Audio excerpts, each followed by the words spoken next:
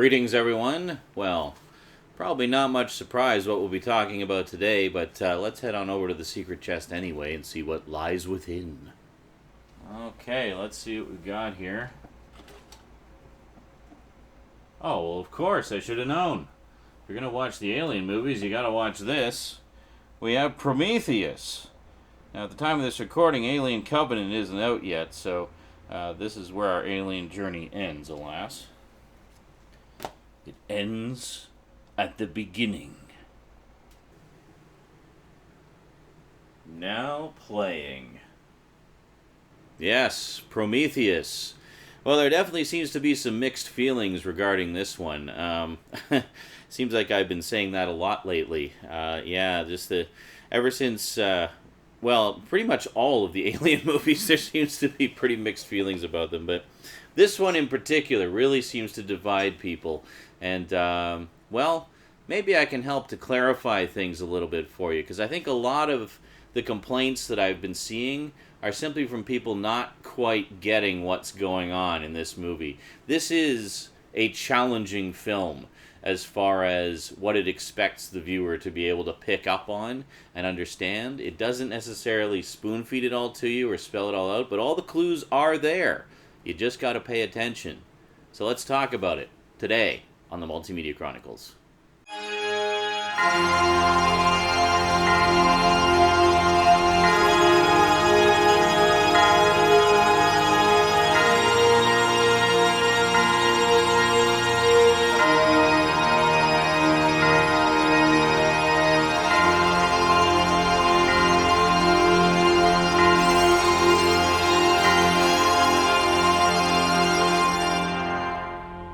Welcome back.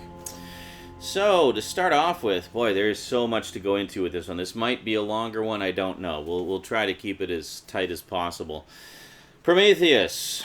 Is it an alien movie or isn't it? Well, the simple answer to that question is yes and no. If you're expecting something along the lines of Alien or Aliens, you may be disappointed, because that's not what this movie focuses on. No. This movie focuses on the space jockey, or what's been known as the space jockey all these years, and what we now know is the engineers. Yes, the race that actually created the aliens, and may have created us as well. Interesting stuff. So this gets into a lot of that whole ancient aliens kind of territory, where the whole idea that our ancient civilizations could not have possibly built this or that or done this or that without the intervention of aliens. Now, whether or not you believe that is beside the point. This is science fiction. In this world, that's what happened. So take it as read that that's just the way it is. So it starts off with Dr. Elizabeth Shaw. No, not the third Doctor's first companion. Although, funny enough, I I didn't actually make that connection until just this moment. Watch the outtakes after the video. So Dr. Shaw finds these cave drawings, and they found similar cave drawings all over the world that, from different ancient civilizations that could not possibly have had any contact with each other. And all these cave drawings depict the same thing, these tall figures pointing to the stars and then showing a constellation in the stars. And it's the same constellation in all these drawings. So there's a clear connection between them. I mean, you'd be daft not to see that there is a connection there. And they could not possibly have all had the same, random occurrence that made them draw that one thing without there being something to influence it. So it's pretty clear from these drawings that aliens had visited the Earth at some point. So she realizes that the information in these cave drawings may actually pinpoint the location where these aliens came from. And thus, if one were to explore that location, you might find out the origins of mankind. So how cool would that be? So she starts incessantly messaging Peter Weyland, the head of the Weyland Corporation. You can see those an example of those messages in the well, not the deleted scenes, but some of the marketing material. There's a lot of viral marketing material for this, which I thought was fantastic, by the way. It really helped to give some background to the characters and the world that it was going to be set in. It's about 20 minutes worth of them. You can find them in the extras on the Blu-ray under the Peter Weyland files. Now, make a long story short, Peter Weyland funds a mission to go and explore this far-off constellation and to find out if indeed there is anything there. Now, here's where people, I think, get confused, in particular with what the actual nature of this mission is. Now, you have to understand right from the get-go, this is not strictly a scientific mission. It kind of is, but it mostly isn't, actually. Now, one of the big complaints I see about this movie from people is, why are the scientists acting so unscientifically? Well, I can actually explain that, if you like. Would you like to hear it? Okay. This isn't a scientific mission. Okay? This is Peter Weyland wanting more life, fucker. So he's going to meet his maker and ask that of him. Blade Runner, anyone? Yeah. That's basically what this situation is. Peter Weyland is Roy Batty going off to meet Tyrell and demand that he get more life. That is literally what is happening in this movie. Now here's the other thing you have to bear in mind. This is not a government-funded mission. This is not NASA sending up a mission. This is not a military-funded mission. This is not the military seeking to create biological weapons. No. That's later. That's way later. That's like 30-plus years in the future. Okay? What this is a private, top-secret mission funded by a mega corporation, the Weyland Corporation, for two purposes. One, because Peter Weyland is 103 years old and is about to die, and he doesn't want to die. He wants more life. So, hey, we may have just found the aliens that created life on Earth. Well, if anybody could extend my life, they can. So, hell yeah, he'll fund that mission. He'll put every single last cent he has at his disposal into that mission. But here's the thing. It's the Weyland Corporation. It's not Weyland-Yutani yet. The Yutani Corporation is the biggest competitor in the world to Weyland Corporation. So you think he wants Yutani Corporation catching wind of this mission? Hell no, because number two, they're going to rape and pillage that alien technology for anything they can get their hands on and make new Weyland products out of. That's the two purposes of this mission. It is not for scientific discovery or the betterment of mankind. This is a giant corporation looking to make shit tons of money. And then on top of that, the CEO seeking immortality, or at least a longer life. So if you're putting together a mission like that, are you going to be hand-picking the best scientists in the world? Ones that everybody knows? Who are really experienced and really famous and really well-known and probably have worked for both sides of the fence? Hell no. You're going to get a crew of people who maybe aren't so experienced but have enough knowledge to get by, who will happily accept a ginormous paycheck to keep their mouths shut. It is a secret mission. You need people who can be trusted, and what better way to ensure people's trust than with lots of money? Fifield even says it himself. The only reason he's there is because he loves money. Period. This crew is a crew of inexperienced scientists, inexperienced people who are wet behind the ears and hungry for something big to launch their careers or just make a shit ton of money. You know, some of them aren't particularly ambitious. I mean, Idris Elba, as the ship's captain, says he's just there to fly the ship. He doesn't give a shit what the mission is. He's just there to fly the ship. That's it. That's his purpose. Done. Fifield is there because he loves rocks. He's a geologist. And, you know, last I checked, geology doesn't pay particularly well. So if he gets an opportunity to be in a huge mission like that, to make a ton of money real fast, hell yeah, he's going to go for that. Go out there, maybe find some cool alien rocks to study, you know? He says it himself. He loves rocks. That's his thing. He's a geologist, you know?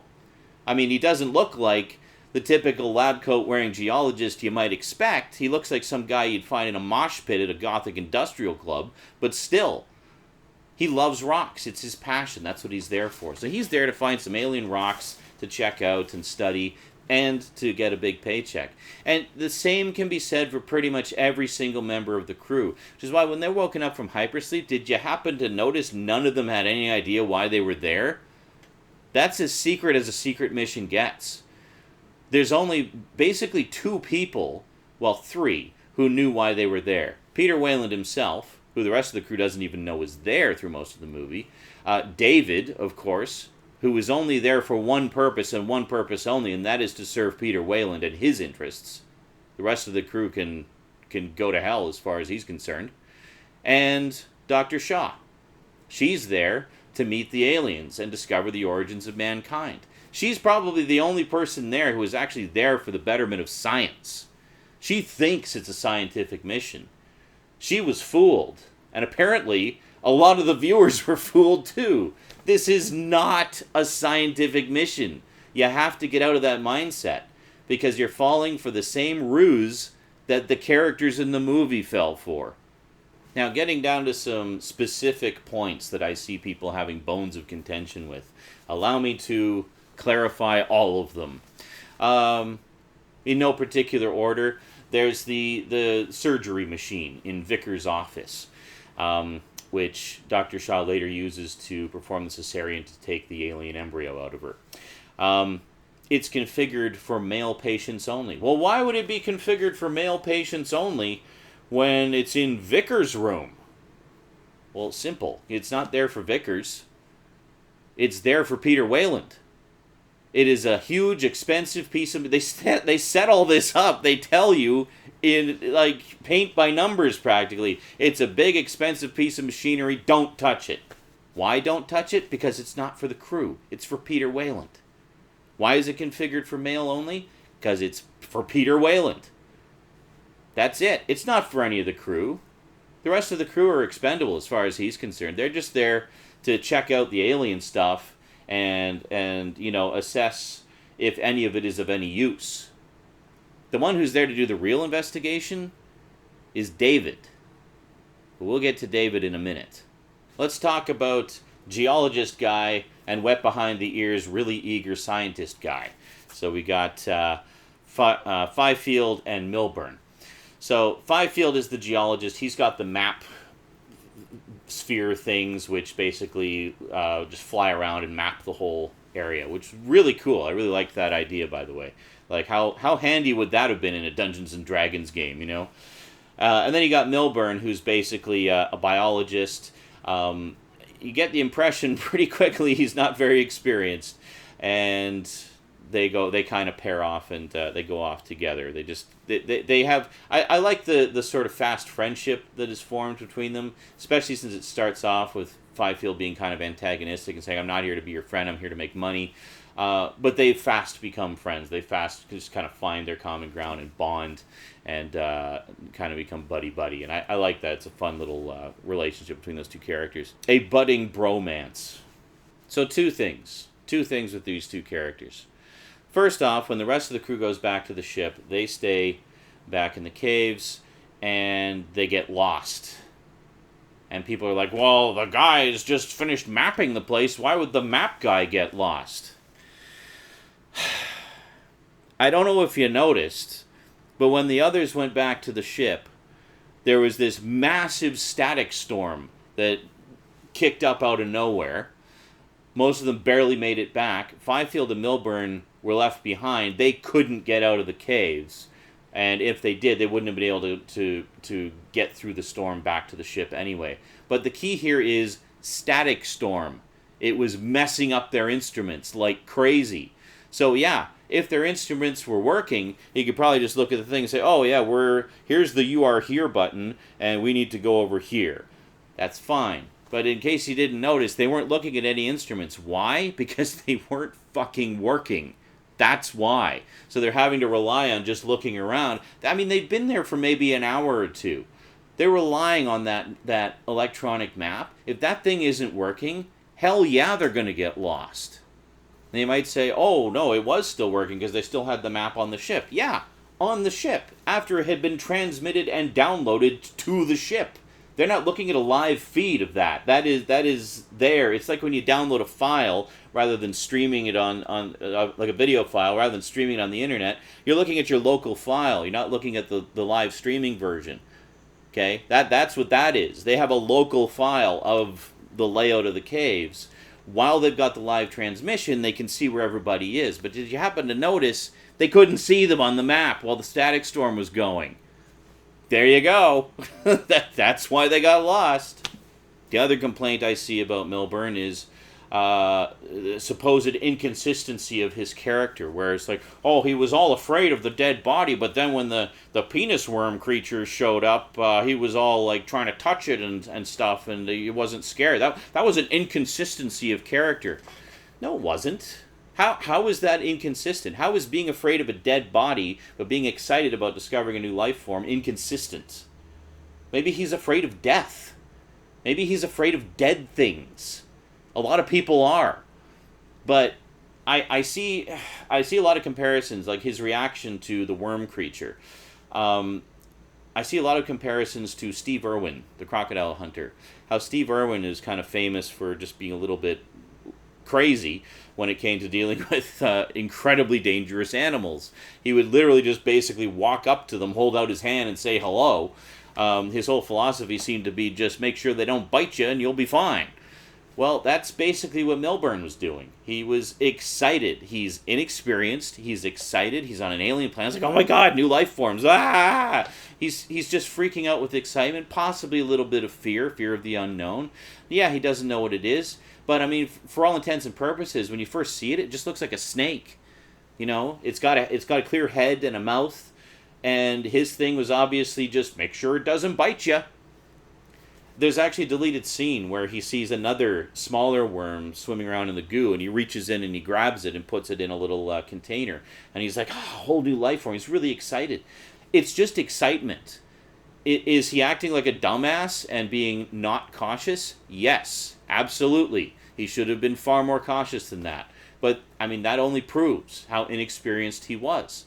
You know, he probably had not actually met any alien life forms at that point, and the few creatures he probably had dealt with were on Earth. Things that were known, things that he knew how to deal with. But who knows? We never really find out what his full backstory is. All we know is he's a biologist, he's interested in living things. Simple as that. So for him, he was like a kid in a candy store. He was just excited and enthusiastic and wanted to interact with it. Well, more likely he wanted to grab it and keep it as a specimen to study later. But, I mean, the thing is, if you've ever studied snakes at all or know anything about snakes, they move pretty quick. If you want to grab one, you got to grab it fast. This thing looked like a snake. He was probably just trying to grab it fast before it took off. You know, he didn't want to miss that opportunity because who knows? I mean, yeah, there was a couple of them there, but who knows? Those might be the only two. Now, a lot of people think, well, where did the worm things even come from? Well, that's easy. When they broke the seal on the chamber, the canisters started to leak and the black goo was coming out, and it's pretty clearly established, actually by that example right there, that the black goo modifies life forms. It mutates them. I mean, this was established right in the beginning scene where we see the engineer he drinks the glue, he sniffs the glue, and life emerges, or he just gets really high. He drinks the black goo and it disintegrates him, and we see his DNA break down and then new DNA form. That's basically your answer right there. The black goo creates and modifies life. That's what it does. Depending on what it interacts with determines what it becomes. So in this case, when they first entered those chambers, we saw like little worms and maggots and stuff in the ground, and then the black goo started to spill out. The worms and maggots wriggle into the black goo. They become larger worms and eventually mutated into the penis vagina worm that attacked Milburn. So, and then from there, when it attacks him, I mean, it's just pure panic, pure blind panic reaction. The Fifield tries to slice the worm off, It gets some acid blood on his visor or on his helmet, so it starts to eat through. He falls over and lands face first in the goo, which of course mutates him later. But I mean, that's just blind panic. Blind panic. Another thing about blind panic, by the way, jumping ahead a little ways, but when Vickers and Shaw are running away from the rolling horseshoe ship, okay, now everybody's saying, well, why didn't you just run to the side? Well, first off, the thing is as large as 2 football fields. So can you traverse half a football field in a matter of seconds before it crushes you? I don't know, man.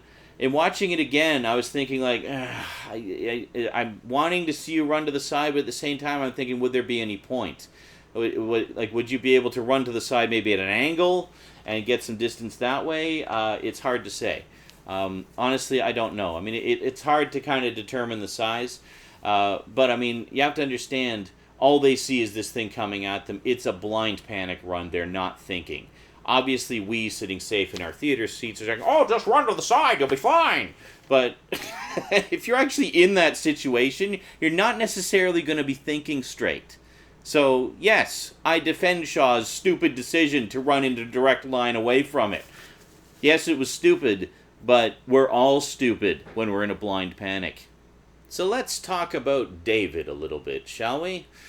Quite an interesting character. I'd just like to say I love Michael Fassbender's portrayal of that character. So many subtleties in that performance. Just fabulous. One thing I see a lot is people asking, well, why did David put the goo into Holloway's drink? Well, simple. Like I said, David is there for one reason and one reason only. He is there to find what Peter Weyland is looking for. Peter Weyland can't go out and investigate himself. He's 103 years old. He can barely even walk. So he's got David to be his eyes and his ears, to go out and explore and experiment and figure things out. Peter Weyland is there to find the fountain of youth.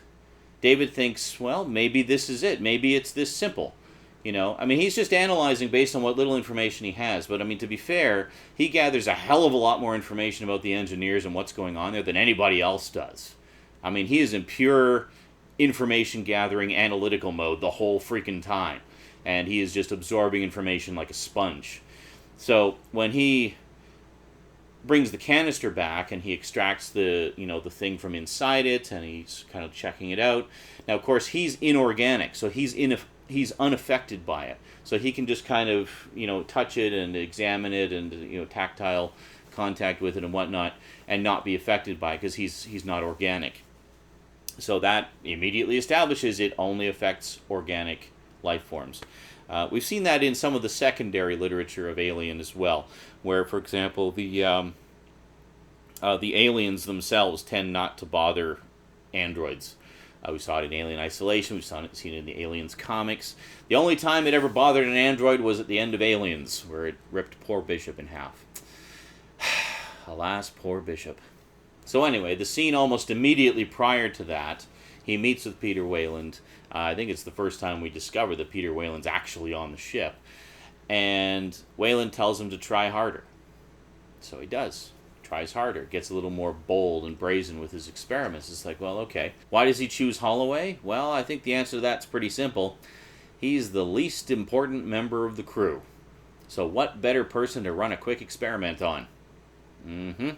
To be fair, he does kind of give him a cryptic choice. He asks him, well, what would you be willing to do to find out? And he says, absolutely anything, or whatever the line was. Something like, anything and everything. That's what it was. So, David takes that as permission to experiment on him, dips his finger in the drink, and here you go, bottoms up. Now, of course, the whole purpose of that is just to see what it does to him. David doesn't know. They don't know about the worms or anything like that, or the black goo. This is David's first experience with the black goo. He determines that it has some kind of biological properties, but doesn't know exactly what it is. So he wants to see what happens. So he puts it in there to see what happens to Holloway. Thinking, well, maybe if it restores his youth, for example, then that's it. Mr. Weyland, I found it. Drink some of this goo. And that's that. But, of course, we know that that's not what happens. It starts to do weird things to him. And he goes and has sex with Shaw in the process while he is infected. In many ways, he's the first face hugger. Kinda. at least the first one that we see, because he impregnates Shaw, who we've established earlier is barren, with some kind of weird, funky squid creature, which is basically a precursor to a facehugger. But we'll maybe touch on that a little bit later. So David furthers his own investigations by going back to the engineer ship, and he's been studying ancient languages and so forth. By the way, I love all the Lawrence of Arabia references. Awesome. Just want to throw that out there.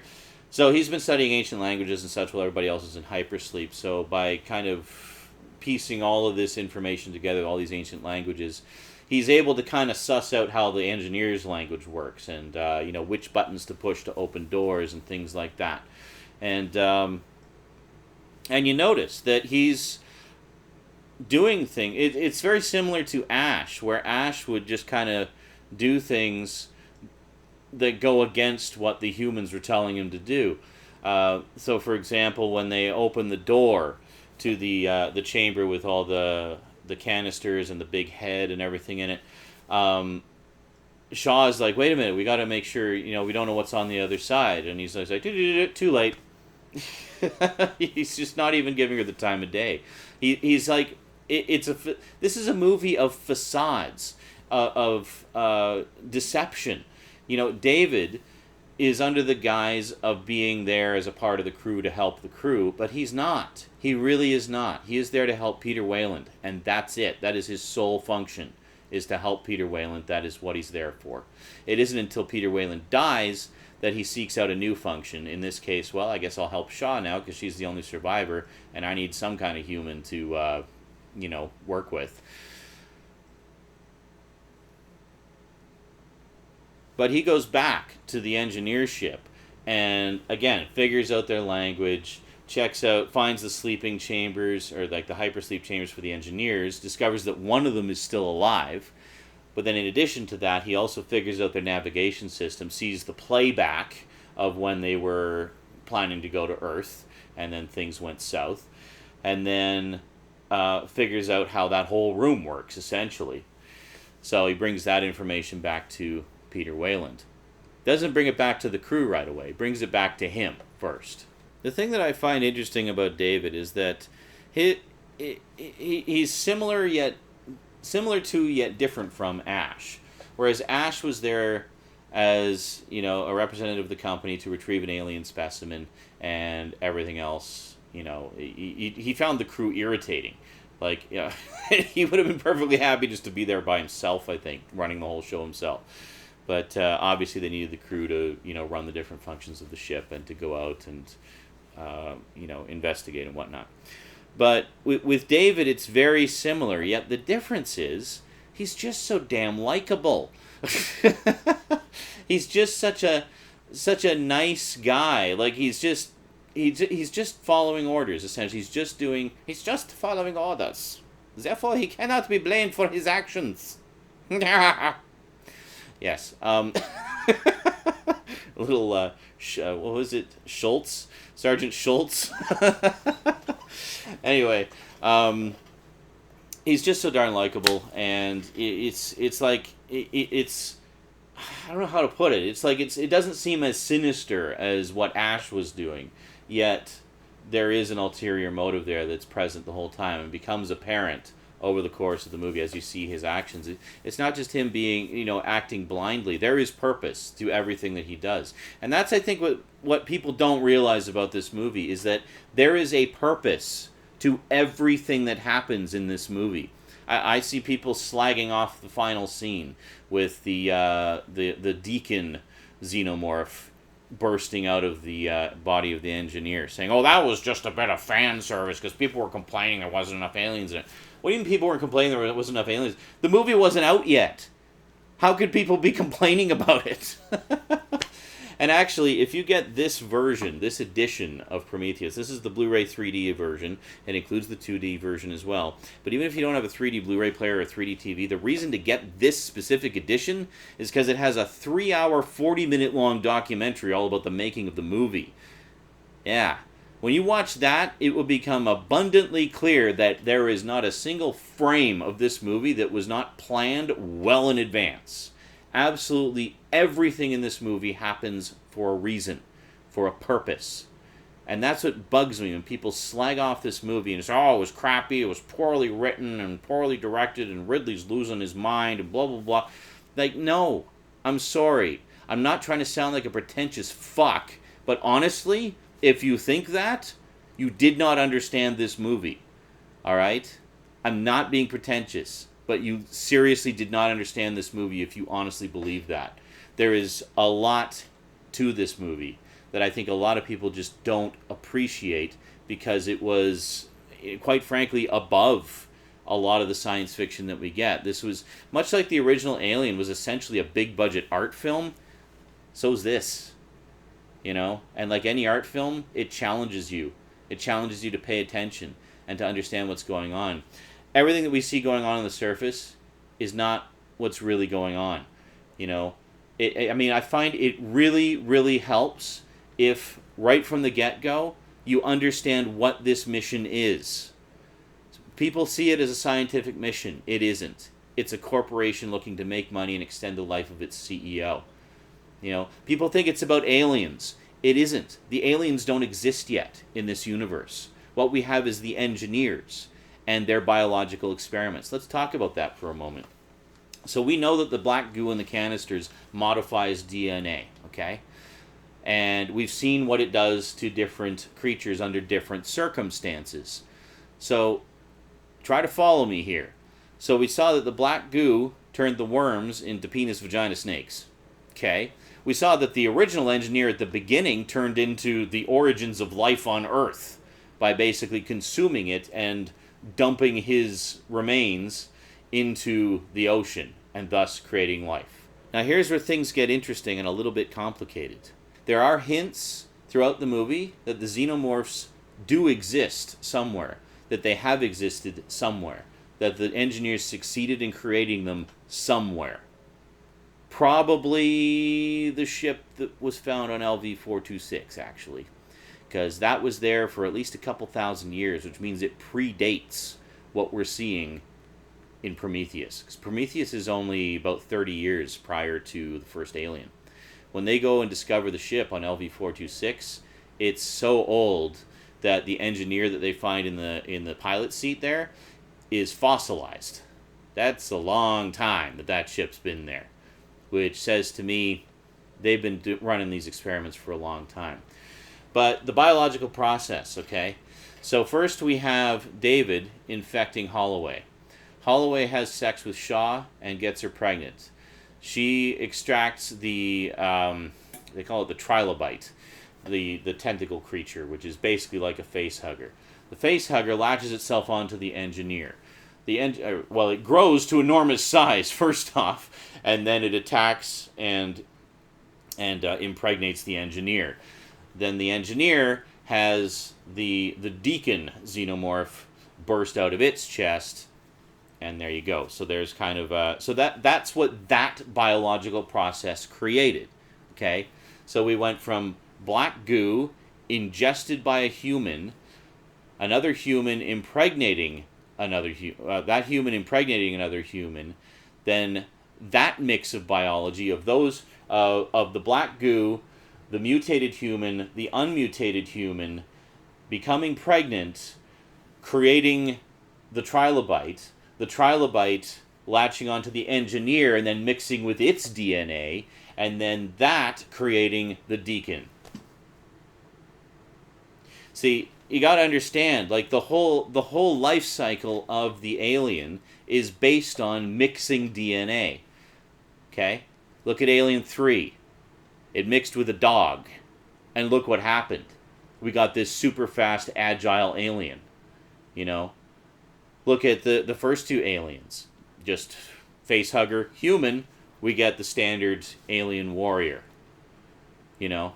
So, what this is showing us is that different creatures can be created by different mixtures, different circumstances. So in a perfect scenario, you would have your egg, your facehugger, your human, thus birthing an alien. And cycle repeats. So presumably that's what happened somewhere in the engineers' experiments. that they came to that end product, and it went wrong, and things just went south from there. So in this case, they've got a ship full of these canisters of goo. I mean, they assume that this is a biological weapon, that they're going off to Earth to wipe things clean and start fresh, that the experiment is considered a failure. But we don't really know that. You know, they're kind of jumping to conclusions. I mean, to be fair, as far as a first contact situation goes, that was really shitty. You know, I mean, they wake the engineer up, and he's like, who the fuck are you people, and what are you doing here? He recognizes them. When they wake up the engineer, he recognizes them as products of the Earth biological experiment. And then he looks at David, and I mean, he just thinks it's an abomination. It's like, what the fuck is this mockery of life? I'm ripping this thing apart right now. Like, this is ridiculous. He finds it insulting. It's like, we're the engineers, motherfucker. We create life. Actual, real, proper life. And you bring us this toy and expect me to be impressed and then give you more life? Fuck you. Yeah.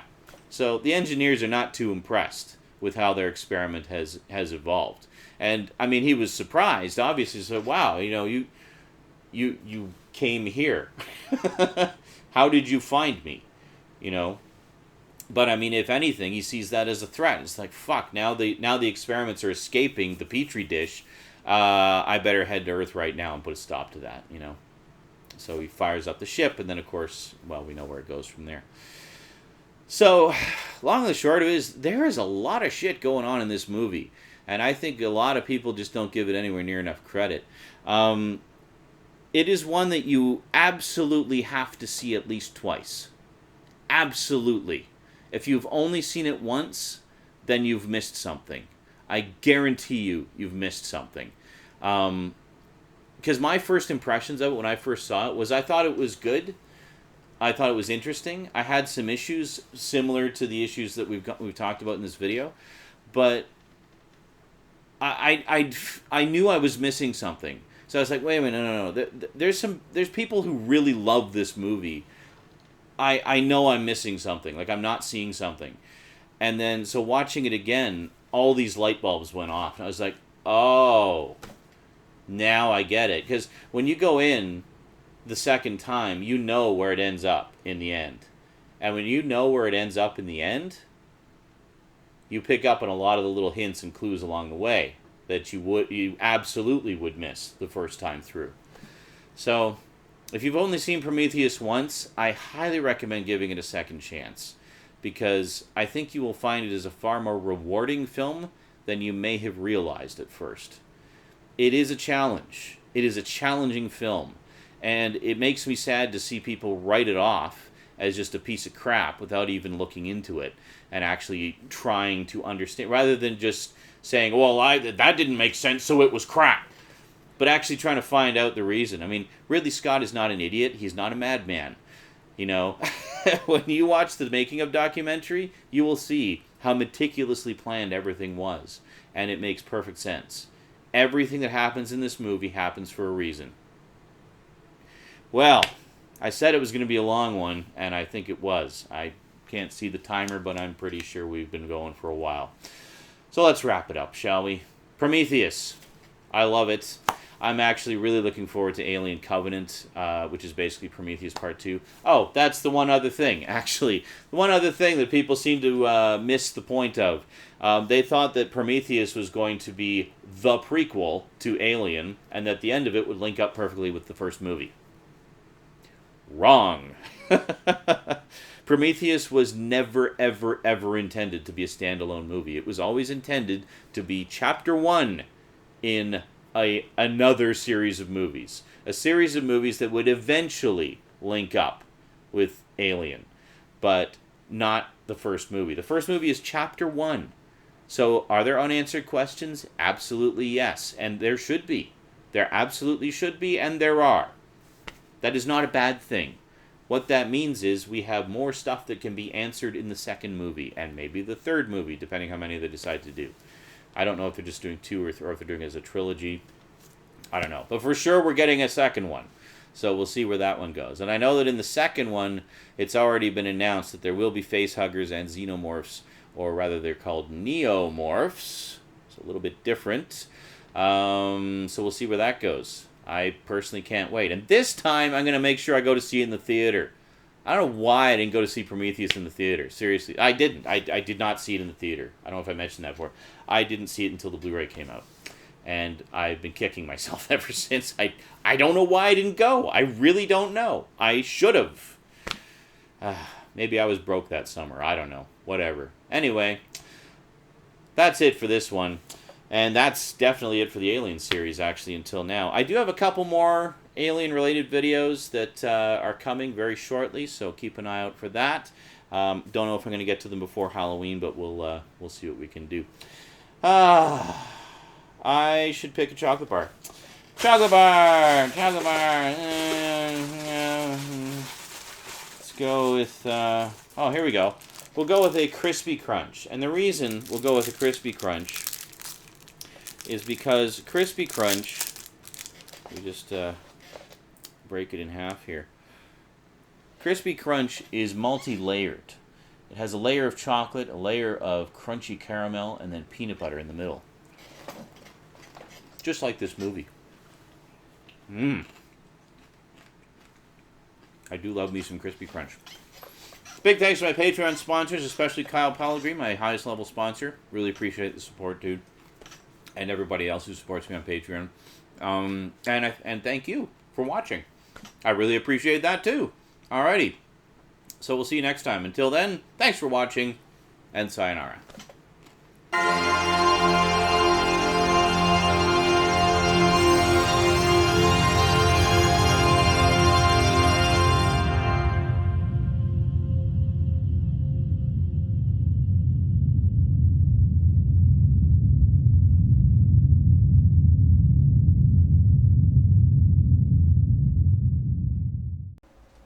Okay, let's see what we got. Oh, of course. If you're gonna watch Alien, you gotta watch these. This. All one of these. Take two. So essentially what's happened here is Dr. Elizabeth Shaw has discovered... Just realized that Liz Shaw? Let me just look that up.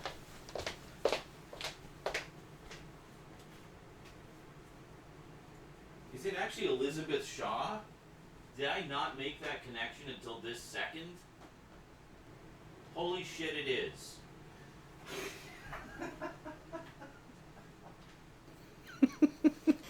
How did I not make that connection until now? That's madness.